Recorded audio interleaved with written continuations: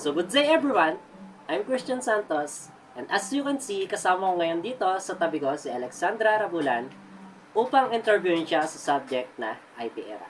So handa ka na ba? Yes. I'm ready. Medyo kabado lang. So let's start. The first question is, what is the latest technology na nagamit mo nowadays? For me is Android cellphone.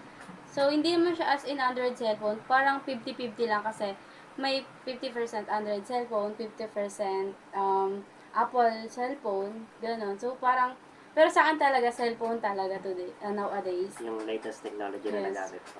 So, Miss Rabulan, yayamanin ka po pala kasi may iPhone ka Hindi together naman. with the Android. So, Hindi naman. dalawa-dalawa cellphone mo, and now I'm going to ask you, ano ang benefits ng cellphone sa'yo?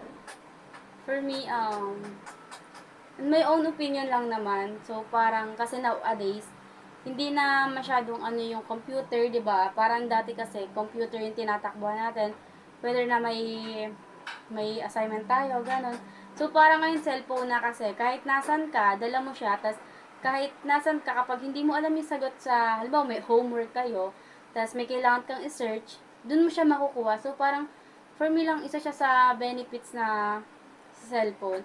Then, adagdag ko lang kasi, sa cellphone kasi, pwede kang mag-take ng pictures. So, parang memories na rin para sa, halimbawa, pag may family gatherings kayo, tas parang, halimbawa, ilang months na kayo bago magkita, yung parang may memories ka para balik-balikan yung picture na yon. So, yun lang.